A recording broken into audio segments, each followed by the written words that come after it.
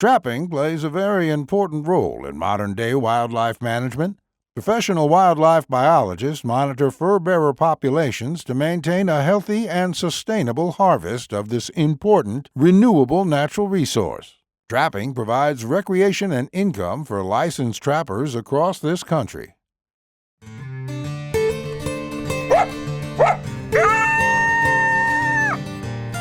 Who's Your Trapper Outdoors is brought to you by Who's Your Trapper Supply. J3 Outdoors, manufacturer of the Hag Bracket and Body Trap Spring Clip. Leatherwood Creek Trapping Scents, Who's Your Trapper Deer Scents, and Leatherwood Wildlife Art. Good. All right, so we got the complete Who's Your Trapper crew here. We're missing Jenna, my other daughter. So anyways, we have Tommy over here.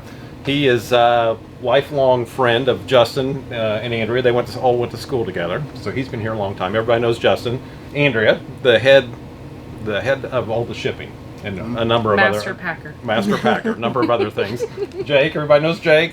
My wife Angie, another master packer, and Elaine, lifelong friend, taxidermist, and answers the phones and fills in whatever. So, from all of us, we want to wish everyone a Merry Christmas. Merry Christmas.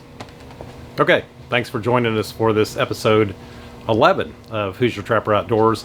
On this episode will be just a one episode show on our trip to South Carolina, which did not necessarily work out the way it was intended or the way we thought. So basically just didn't end up with near the ground that we thought we would have to trap. So, and that happens sometimes on out-of-state trips, particularly the first time, or dealing with people that offer you places and don't understand how trapping works, that kind of thing. So anyways, we'll show you how that trip came out. We had a good time, but didn't.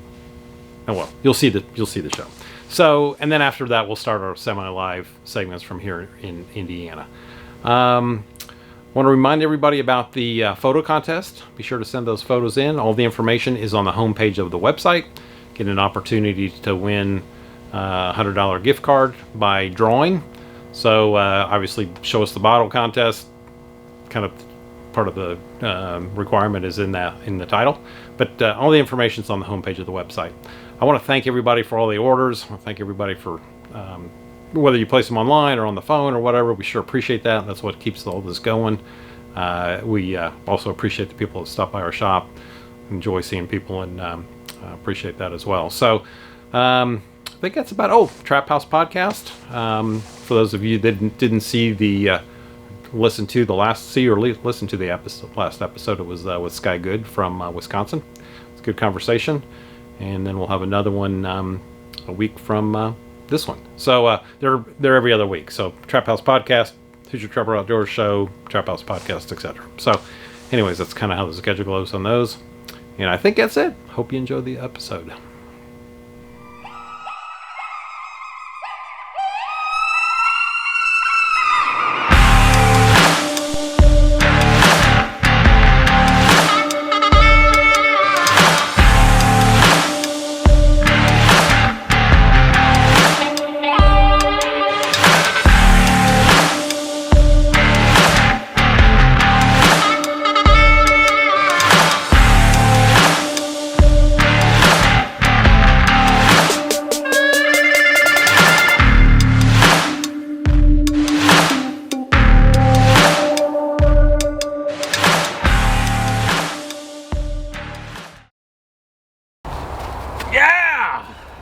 South Carolina. Welcome to the Palmetto State. So there's palm trees growing down here. We got palmettos, and we also got our stocking caps on and plenty of warm clothes. So as you can see, it's not exactly super warm down here. So no. A bit overcast, about 40 degrees, colder than what we were expecting. So anyways, this is our first location. We were invited down by some guys that are running some hog hunting leases, and they deer hunt these grounds as well, and they just like to get a handle on the coyotes. So yep, that's why we're here. They reached out to us and said we'd do the best we can. It was a short notice trip. We're limited on days. It rained the first few days here, so we're just now getting out here. So we're just gonna trap our little hearts out as best we can, the limited ground we have. and just go for it. If you ever come to South Carolina, be prepared for about, you either need to show up and buy your license here, which delayed us. We had to go this morning, Monday morning, and get our licenses. Or you can do it by mail. They consider it a commercial license, so they look at it as being much more involved. So mail you need to allow this year probably 3 or 4 weeks. So we didn't do that much homework. So we were stuck running and buying licenses here in the state. So typically you can buy a license online, but they just do things differently here. So just a tip, when you plan to travel out of state, do a little more homework than what we did on this one. So in that regard. Yeah. So here's our first stop. They logged this, what do you say, a couple years ago? I think he said a couple, yeah.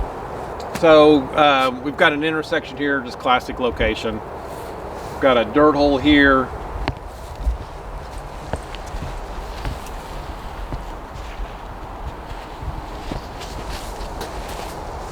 I punched one in over here.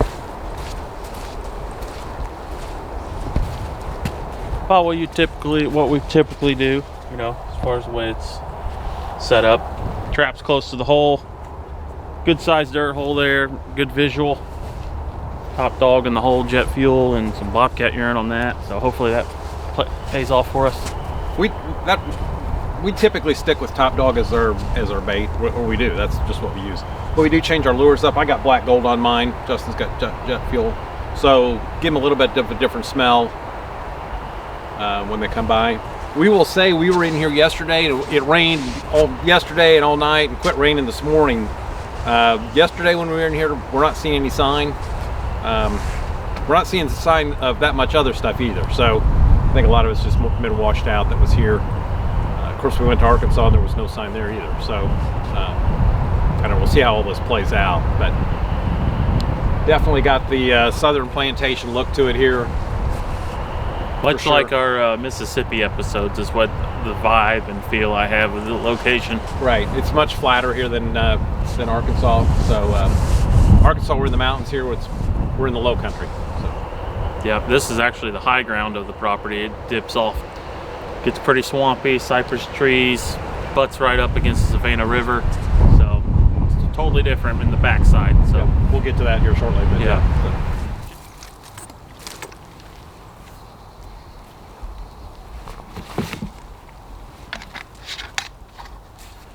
I'm going to show you guys a little trick. When you go trapping with your friends, sometimes it gets competitive.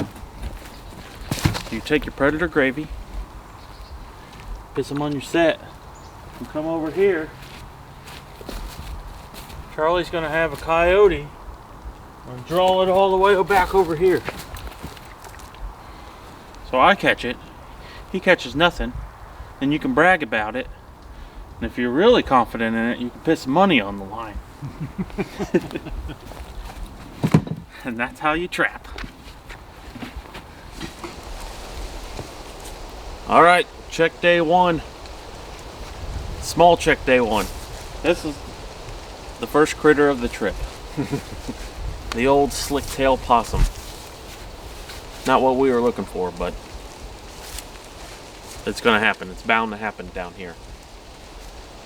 Yep. So yesterday, just an update.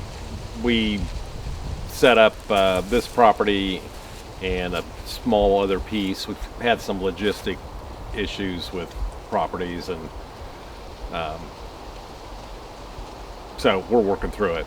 We're up against the being a short trip.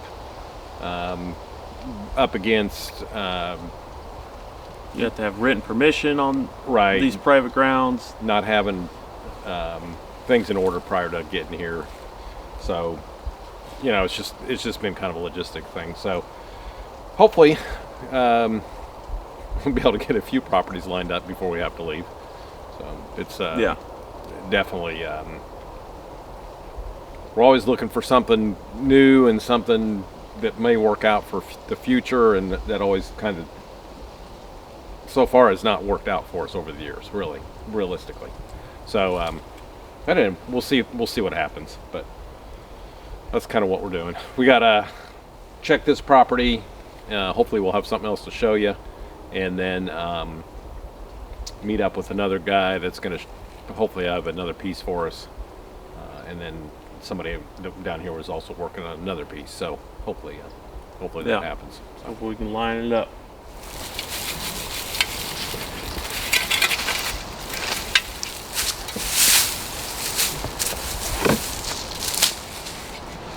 Okay, here's the remake. Definitely when you catch something in this definitely sandy soil up here, we basically call it a trash pile set. Everything that's possum mounded up, we just push it behind the hole, create your own backing. Nice deep hole, top dog's down in there. Plenty of smell here. That should be good. We'll see what happens. All right. Still checking traps early. Mr. Coon here, first coon of the trip. Like I was saying, in this sort of terrain, we're gonna probably catch quite a few of these. They do have feeders on this property, so I'm sure the coons are coming and going quite often to those feeders, so we're bound to pick them off here and there. Take care of this guy and remake here. Looks like the dirt hole's been filled in. Top dog, of course, was here. Bobcat urine and some black gold was on this set. It's not exactly what we're after, but hey, we're doing the property owners a favor here by removing some of these varmints. Possum number 2, I'm on a roll, baby. We're gonna call it a silver fox, just so it makes me feel better.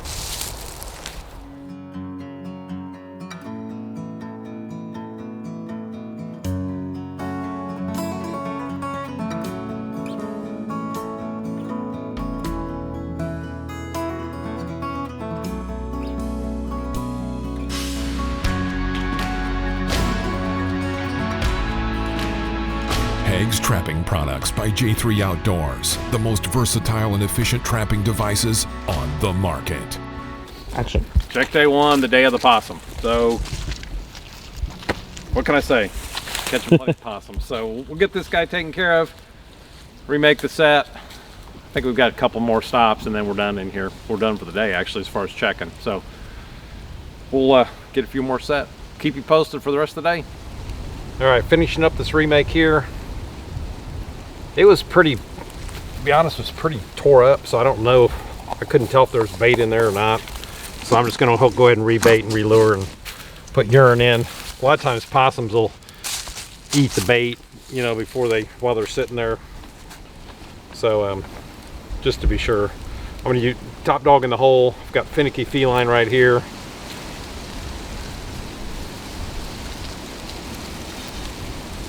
And a little bit of coyote urine. What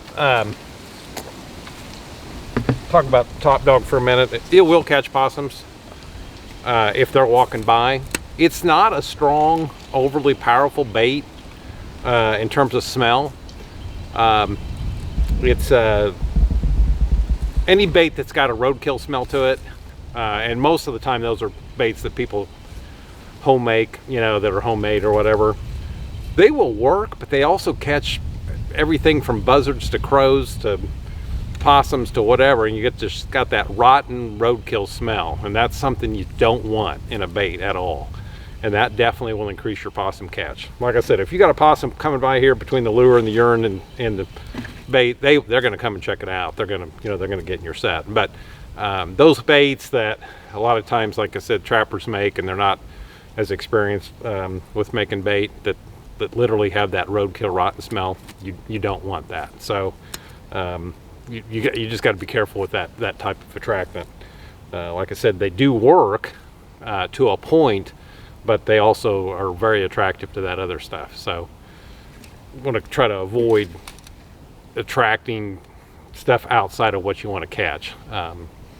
Obviously a possum's considered a fur bearer, even though right now they're not really worth anything. But anyways, that's just kind of some thoughts on bait. I will say one thing about South Carolina.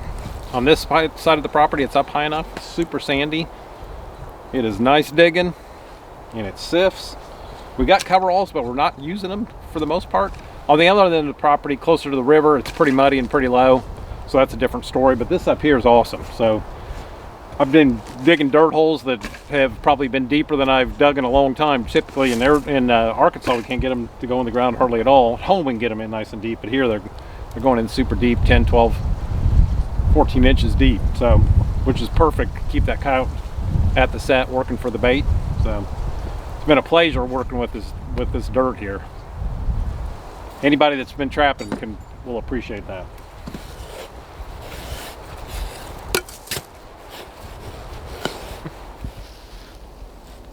Check day 2. Starting out with a raccoon. So we've checked a few sets already. The guys were in here hunting last night. They can hunt until at after hours at night in here for hogs. So I don't know how much disruption that causes. They were out until like 3 this morning. So I guess we'll find out how that affects coyote movement. So, but anyways, we've got a coon. Get him taken care of. See how the rest of the day plays out. So. All right, here's one of our what we would call at home a classic location.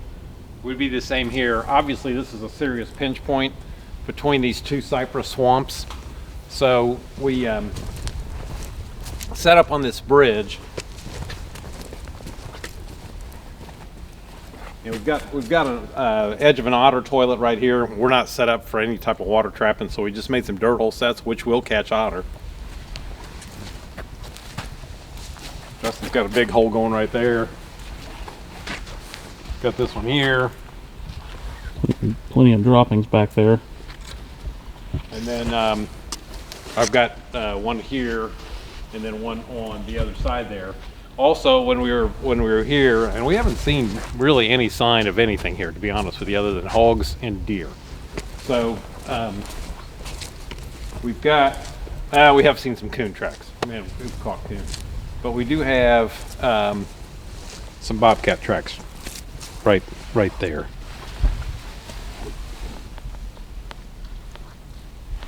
And that's going across this bridge. So hopefully, you know, on bobcats, they always, you know, the standard is if you see sign to set on it. So hopefully that cat will be back across here while we're still got trap set. So we'll keep you posted on this location. But like I said, everything's got to travel through here. That's going to get from that side of the swamp to this side. And of course the otters are probably going, you know, this way and then just crossing over, which I'm sure they are. And you know, when they get up here, maybe we'll entice them with some top dog. So definitely a predator, and would be attracted to that type of set as well. So we'll see what happens, and hopefully he comes back through while we've got traps here and he's interested in them. So okay, check day 3. We got a true southern coon here. Ugly. Wallering around. That is an ugly coon.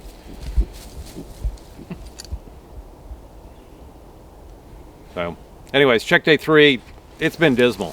I know I've said that before, but I really mean it. So this sums up the trip right here. Yep. Take care of him, and I think they were hunting that stand back there last night because there were tracks going in here. yeah. As we've mentioned, they hunt hogs here and they hunt them at night. They got special permitting to hunt them at night. So I think there was 11 people in here hunting last night, plus 2 guides.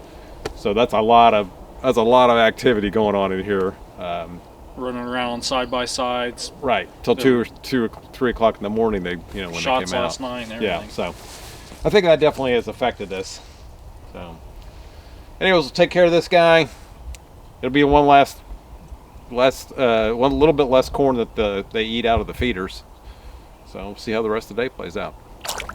All right, check day 3. This is kind of the highlight of the trip so far. We caught this otter. Basically, we set this bridge up, and we knew that there was otter coming through here, but we also saw bobcat tracks on here. So we basically set it up for the predators, the bobcat, coyote, or fox, knowing that if an otter came by, he'd probably check it out. He certainly did. So caught this otter this morning. He is not particularly happy. Caught him by the back leg, so we'll get him taken care of and move on. We're about done, actually. I don't think we have too many more to check. So This is it. This is it. Oh, this is the last set? Yeah. Okay. Last set as good as the first set, I guess. Yep, I guess so. So, yeah.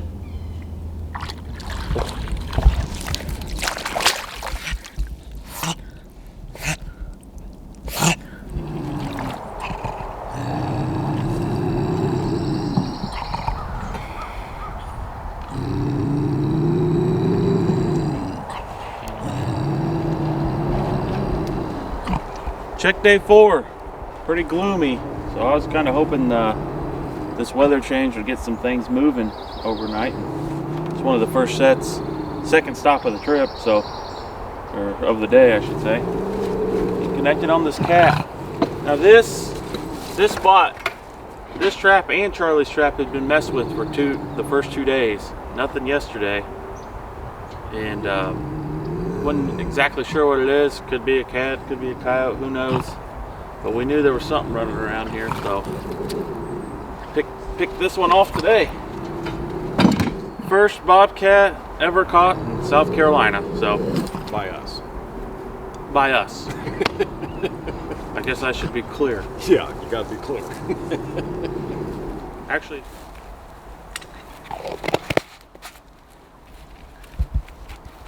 our trusty top dog back in the hole. This whole circle definitely smells like a bobcat. Put a little predator gravy back there. Switch it up. I am going to re-lure this one.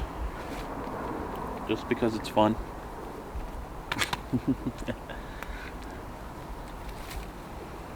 Coyote carnage.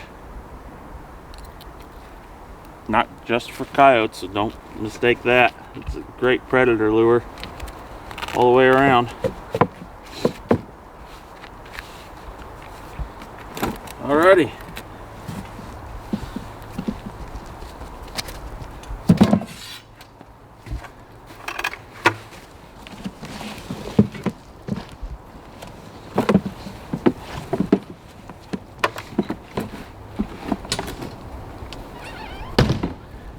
Got some weight on him. Yeah. Not bad. All right, check day 4. Kind of turning into a miserable day. It's raining. We're starting to get wet. We got this set right here. As you know, this trip has not been full of a lot of highlights. But we got this. Whoa, baby! A bit of a snarly cat here hiding. So anyway, second cat for the day. Yep. It's kind of nice. It's not a real big one, but it'll make a good taxidermy mount or tan skin or something. So Sure thinks he's something. yeah. So we have top dog or what? Yeah, top dog and coyote carnage and bobcat urine on this one. So the coyote carnage, don't get confused by the name because it should just say predator lure, but we like the name coyote carnage. So it clearly works on bobcats, definitely works on foxes and coyotes. So the He is buried in that MB. yeah, he was fully committed.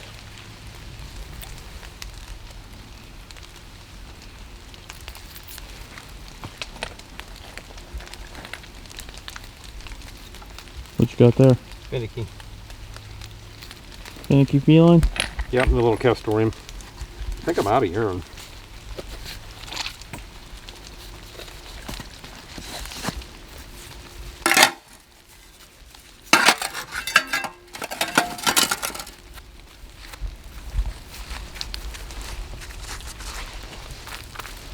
Remake on the cat set. Nothing real fancy. Super sandy down here and it's real mucky mud. So up on the other end, there's in the pine woods, the soil's just perfect. Down here we get more clay and more. This one does have some sand mixed in with it, so at least you can put a set together. But anyways, it'll catch.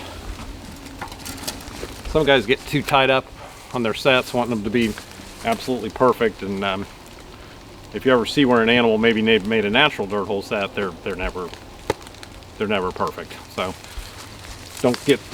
don't lose any sleep up over that kind of thing. Main thing is that trap bedded properly, guarding the hole, good bait like Top Dog, and then this time I put, instead of the Carnage, I put finicky feline and a little bit of beaver castoreum there with it. So we got one more night. We're pulling tomorrow. This was a super short trip, so I don't know how this rain will affect it as far as washing things out. I will say it's been pretty darn cold at night. Like yesterday, not last night, but the night before, was 25, and that's pretty cold for down here, I think. The night before that, it was probably in the 20s as well. Last night it warmed up. I don't think it got below 40, and I said something about, oh, it's a warmer night. I wonder if we'll catch cats, because it seems on nights when it warms up, we typically catch more cats. And we have definitely caught cats in super cold weather, but typically related to that barometer change, it seems like we definitely do better with cats. So might be coincidental, but I don't think so. All right, check day 5. Finally connected on a coyote here on this corner spot here off the main road and this 2-track that runs back. Dirt hole set with some Top Dog, Predator Gravy, and Vixen Elixir on this set. Not the best looking coyote in the world, but we'll take it. So this is pulling traps today, so there will be no remake. Take care of this and head on down the road. Okay, I've addressed this before, but it seems like it gets asked a lot, and it's definitely one of those things. And I don't think any trapper really has a 100% answer to it. So with the more experience that you have, I think you have a lot better perspective of dealing with it. And that is non-committal animals on a set. And I'm referring mostly to canines. The question that also came through was in regard to bobcats as well. So I've mentioned it a number of times. We're winding down on the month of December, but we got the December lull, and that is caused by, once the pup dispersal takes place, you've got all these pups out here hanging out, trying to establish their home ranges, that kind of thing. So, and that definitely makes things a little more challenging to catch coyotes. The other side to that is virtually every state, at least in the upper Midwest, East Coast, whatever, we're all winding down on deer season. So there was ample quantities of food out there for these coyotes also. So I think between just the coyotes year, how they go, we've got that up against us with the lull, with them trying to figure out their home ranges and all of that, and how the family groups have broken up. And then we also have this ample supply of food that was just supplied by all the deer hunters out there. So as December winds down and we kind of get into January, things should pick up a little bit. Don't forget those flat sets that are territorial with some gland lure and some urine. Those are always effective. Dirt hole's still, an excellent choice, but definitely the flat sets are something that you want to keep in mind too. With the bobcats, as far as a non-committal, actually, let me go back to the coyotes. So if you got, a lot of guys run trail cameras nowadays, and they see a coyote walk by and it's not particularly interested, or you get snow on the ground, which I always call the great humbler. You got coyotes walking by and they may not even stop. They may not even keep their stride, and they just keep on walking. That is completely normal. It's just something that you run into. The next time that coyote comes through, he very well may work the set. And you've got some nights where you catch a lot of critters, and there's some nights you don't catch a lot of critters, and that's kind of a different subject. But those nights that you catch a lot of critters, obviously those nights are the nights that animal's committing to your set. So with that said, don't get too uptight about that. It's just frame of mind that coyote's in. It could be the moon, it could be barometric pressure, it could be a number of things. So don't sweat that. It's just leave it set. They'll come back by, and hopefully things will be better the next time they come in. So in terms of bobcats and non-committal, bobcats are basically just like your house cat. It is going to do it's going to do what it wants to do when it wants to do it. and you can't really control that. So if they want to come into your set and check it out, that's what they'll do. And if you've noticed, sometimes cats will just sit down on their butt and just stand there and look at whatever. I mean, I don't know what they're thinking, but that's what they do. And you've heard the saying, excuse me, herding cats, which is very difficult. So there's not a lot you can do to control a cat per se in terms of actually getting him to commit to your set. You can block him in, you can use good cat attractant. You can be on location, which is very key with bobcat trapping. And then you can also use a big visual flagging. So all of that stuff combined gives you the best case scenario for attracting that bobcat to your set.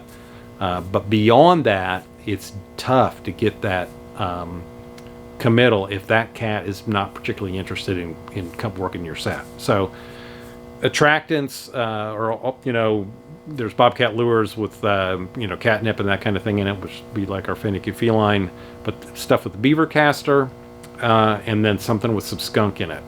All of those are very attractive to bobcats. So the biggest thing is just leave your trap set if you've got time. Don't get too discouraged, and generally things will connect. So once you start having traps, you're pinching toes and they're getting out, then that might be a very big challenge to catch that coyote. And you may have to pick him up in a snare or some other scenario, or just figure he's seed for next year. So, but I hope that helps with the non-committal, and that's the best. Basically, right now, that's the best answer I can give you. And if somebody's got some other thoughts on that, I'd put them in the comments below. But it's as you gain experience, you get more and more used to it, and it doesn't bother you. But when you're first starting out, or you got a few years into this, and you see that happen, then it can be kind of frustrating. But stay patient; things will connect. Alright, I hope everyone enjoyed the episode. Real quick, we got the new catalogs out. Sharp looking. You can get one of these if you request one at our website, HoosierTrapperSupply.com, or you could even call the number below here. If you've placed an order recently, you're already on the list. You'll get one with your order, or if you're on the mailing list, you'll get one. So keep that in mind. Also, please follow us on social media. We're on Facebook, Instagram, of course YouTube. Subscribe, share, do all that good stuff to support us. And don't forget about the Trap House podcast. And we'll see you next time.